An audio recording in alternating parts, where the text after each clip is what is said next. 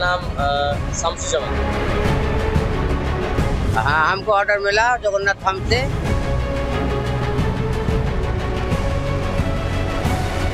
ये मिठाई समझे ले लीजिए, ये प्रसाद नहीं हो सकता। नहीं, वो हिंदू हो मुस्लिम हो को तो कोई टेंडर में उनका बरात तो होगी, तो के लिए दिक्कत क्या है?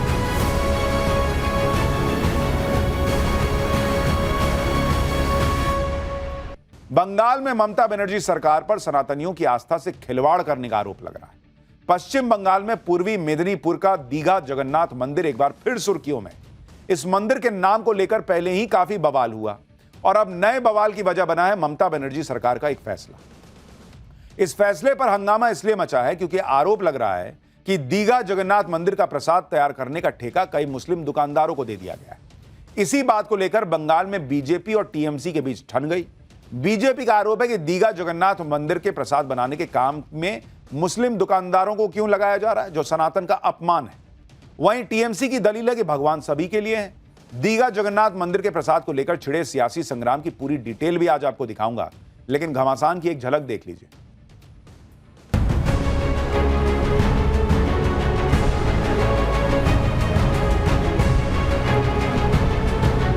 आपका नाम क्या?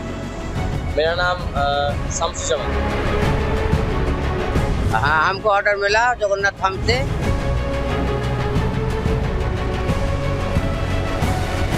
ये मिठाई समझे ले लीजिए, ये प्रसाद नहीं हो सकता।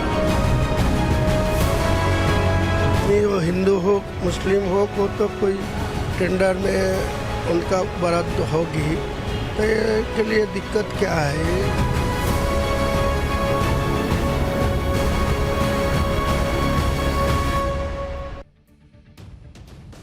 भले ही पश्चिम बंगाल के चुनाव में अभी वक्त है, विधानसभा चुनाव अगले साल होने हैं, लेकिन इन चुनावों की गर्मी अभी से पश्चिम बंगाल में दिखने लगी है। जब 30 अप्रैल को ममता बनर्जी ने दीघा जगन्नाथ मंदिर की पूरे धूमधाम के साथ प्राण प्रतिष्ठा की, तो उस वक्त भी बीजेपी ने आरोप लगाया कि चुनाव में हार के डर से ममता बनर्जी मुस्लिम तुष्टीकरण वाली छवि से बाहर निकलने की कोशिश में जुटी है। प्राण प्रतिष्ठा में पहुंची ममता बनर्जी ने दावा किया था कि पूरी जगन्नाथ धाम की तरह दीघा जगन्नाथ मंदिर को वर्ल्ड मैप में ले जाएंगे और पश्चिम बंगाल के घर घर में दीघा जगन्नाथ मंदिर का प्रसाद पहुंचाएंगे। इसके लिए कुछ दिनों पहले ममता सरकार ने एक नोटिफिकेशन भी जारी किया था। हालांकि बीजेपी सवाल उठाती रही कि भाई जब जगन्नाथ मंदिर ओडिशा में है तो बंगाल में बनाने का क्या मतलब है, लेकिन ममता बनर्जी नहीं रुकी और अब प्रसाद को लेकर बवाल छिड़ गया। बड़ी मात्रा में प्रसाद बनाने के लिए टेंडर भी जारी हुए। बवाल तब शुरू हुआ जब यह बात खुली कि मुर्शिदाबाद जिले के रानीनगर इलाके में कई मुस्लिम दुकानदारों को भी दीघा जगन्नाथ मंदिर का प्रसाद बनाने का टेंडर मिला है।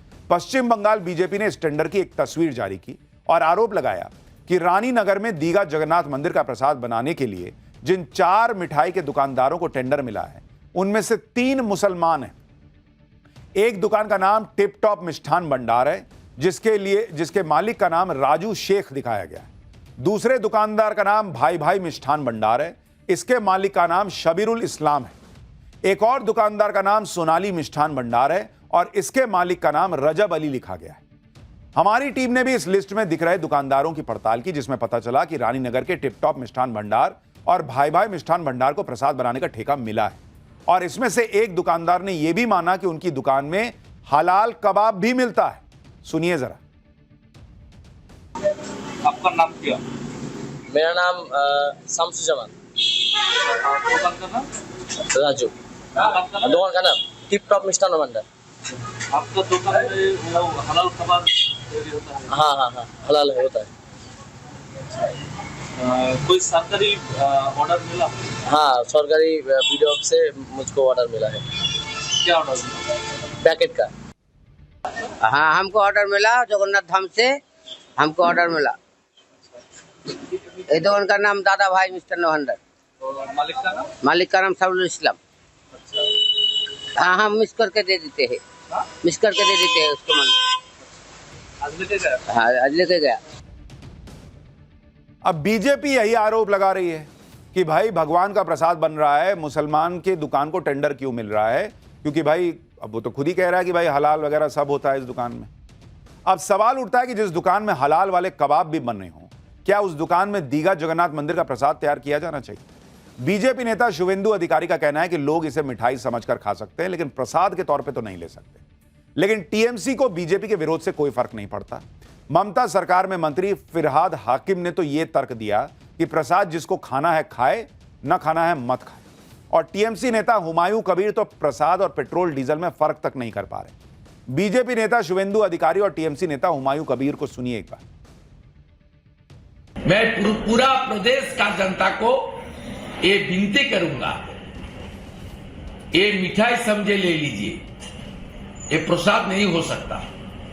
और मैं खुलासा कर दूंगा, कुछ दूसरा समुदाय का रेशन डीलर और कुछ मिठाई का शॉप ओनर्स को ये मिठाई तैयारी करने के लिए टेंडर दिया है। मैं खुलासा कर दूंगा, मेरा पास सब जानकारी है। टेंडर का सिस्टम ओपन करे तो जे आदमी हो, हिंदू हो मुस्लिम हो तो कोई टेंडर में उनका बरात होगी, तो ये के लिए दिक्कत क्या है? ये तो आपत्तिजनक का ये इनका काम है। वो शुभेंदु अधिकारी के पहले बता दिए, उनका बहुत सारे पेट्रोल पंप है, उनका ओनर है, उनको पेट्रोल पंप के वो प्लेट लगाने के लिए बता रहे, जो कोई मुस्लिम को मैं ही पेट्रोल डीजल बेचेगा नहीं। मतलब कोई कनेक्शन है दोनों बातों का कि पेट्रोल डीजल मुसलमान को नहीं दूंगा, और बीजेपी आरोप लगा रही है कि भाई मुसलमान से क्यों आप हिंदू मंदिर का प्रसाद बनवा रहे हो। दोनों को क्लब कर दिया। इस बवाल के बीच ममता सरकार ने पश्चिम बंगाल के घर घर तक दीघा जगन्नाथ मंदिर का प्रसाद पहुंचाने की योजना भी शुरू कर दी। इस योजना के तहत दीघा जगन्नाथ मंदिर के प्रसाद के बॉक्स में खाजा, पेड़ा और दीघा जगन्नाथ मंदिर की तस्वीर और मंदिर में स्थापित भगवान की तस्वीर शामिल होगी। इस प्रसाद को राशन की दुकानों के जरिए लोगों में बांटा जाएगा और कई इलाकों में दीघा जगन्नाथ मंदिर का प्रसाद बंटना शुरू भी हो चुका है। दीघा जगन्नाथ मंदिर का प्रसाद बनाने की जिम्मेदारी मुस्लिम दुकानदारों को सौंपने को बीजेपी सनातनी आस्था से खिलवाड़ बता रही है। इसके लिए बीजेपी इससे लिए प्रसाद बनाने के लिए सनातन का नियम क्या कहता है, यह समझना भी जरूरी है। भगवान को भोग लगने वाला प्रसाद पूरी शुद्धता से बनाया जाना चाहिए। जो भी भोग बनाएगा वो शरीर के साथ मन की शुद्धता का भी ध्यान रखेगा। भोग की वस्तुओं में शुद्धता होनी चाहिए, वो अपवित्र ना हो, उसका ध्यान रखा जाना चाहिए। मांस, मदिरा और अपवित्र वस्तुओं का सेवन करने वालों को भोग बनाने का अधिकार नहीं है। भगवान का भोग जो भी बनाएगा, भोग तैयार होने और अर्पित होने तक उसे उपवास रखना चाहिए। भोग बनाने का स्थान भी शुद्ध होना चाहिए। और सबसे बड़ी बात, भोग बनाने के वक्त भगवान का स्मरण करते रहना चाहिए। जहां भोग बन रहा हो वहां माहौल भी भक्तिमय होना चाहिए। भोग बनने के बाद उसे अशुद्धता से बचाना भी बड़ी जिम्मेदारी होती है। अब आप देखिए, जब सनातन धर्म में प्रसाद बनाने के लिए इतने सख्त नियमों का पालन करने की मान्यता है, ऐसे में दीघा जगन्नाथ मंदिर का प्रसाद तैयार करने का जिम्मा मुस्लिम दुकानदारों को सौंपने पर सवाल उठ रहे हैं। और यह वही ममता बनर्जी और उनकी पार्टी टीएमसी है जो वक्फ संशोधन बिल का विरोध इस दलील पर कर रही थी कि उसके एडमिनिस्ट्रेटिव बॉडी में गैर मुसलमानों को जोड़ने का प्रावधान क्यों है। पश्चिम बंगाल के दीघा जगन्नाथ मंदिर को लेकर उस वक्त भी विवाद हुआ था जब सीएम ममता बनर्जी ने इस भव्य मंदिर के निर्माण का ऐलान किया। पश्चिम बंगाल में बन रहे जगन्नाथ मंदिर के नाम को लेकर ओडिशा में जबरदस्त विरोध हुआ था। पूरी जगन्नाथ मंदिर के पंडितों, सेवकों और दूसरे लोगों ने मंदिर का नाम जगन्नाथ धाम रखने पर आपत्ति जताई थी। ओडिशा के लोगों का मंदिर बनाने पर कोई एतराज नहीं था, लेकिन उनका विरोध उसके नाम को लेकर था। विरोध करने वालों की दलील थी कि जगन्नाथ धाम सिर्फ पुरी में है, किसी दूसरे मंदिर को यह नाम देना हिंदू मान्यताओं और परंपराओं के खिलाफ। पुरी जगन्नाथ मंदिर के वरिष्ठ सेवक रामचंद्र दास ने दावा किया था कि आदि शंकराचार्य ने भगवान जगन्नाथ पुरी पीठ को धाम का दर्जा दिया था। ऐसे में दीघा जगन्नाथ धाम कैसे बन सकता है? लेकिन इस विरोध के बीच भी ममता सरकार ने दीघा जगन्नाथ मंदिर का निर्माण करवा दिया और अब प्रसाद को लेकर बवाल मचा है। पाठशाला में अगली क्लास, जिसमें आपको बताने जा रहा हूं कि प्रलय के दिन वाला प्लेन हवा में नजर आया है। न्यूक्लियर बम फटना फाइनल हो गया है क्या? उस हवाई जहाज का चैप्टर जो परमाणु बम फटने पर भी बचा लेने की ताकत रखता है, अब आपको उसके बारे में बताता हूं। आजकल ईरान और इजराइल एक दूसरे पर बम फोड़ रहे हैं, ये तो सब देख रहे हैं। एक से एक भयानक बम और मिसाइलें निकलकर आ गई हैं, लेकिन इसके बीच ही एक प्लेन की दुनिया में बहुत चर्चा हो रही है। और यह ऐसा प्लेन है जो तभी उड़ता है जब कयामत आने वाली होती है। इस प्लेन का नाम है डूम्सडे प्लेन, यानी प्रलय के दिन का हवाई जहाज। इसके दिखने के बाद पूरी दुनिया में लोग पूछ रहे हैं कि क्या प्रलय आने वाली है, क्या परमाणु बम फटने वाला है। आखिर डूम्सडे प्लेन में ऐसा क्या है जिसके उड़ान भरने से पूरी दुनिया में हलचल मची हुई है?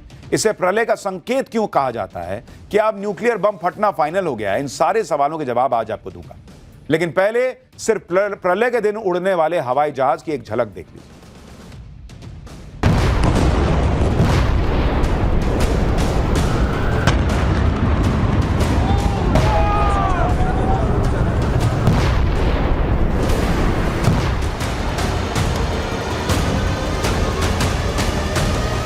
Then we go blow up all the all the nuclear stuff that's all over the place there.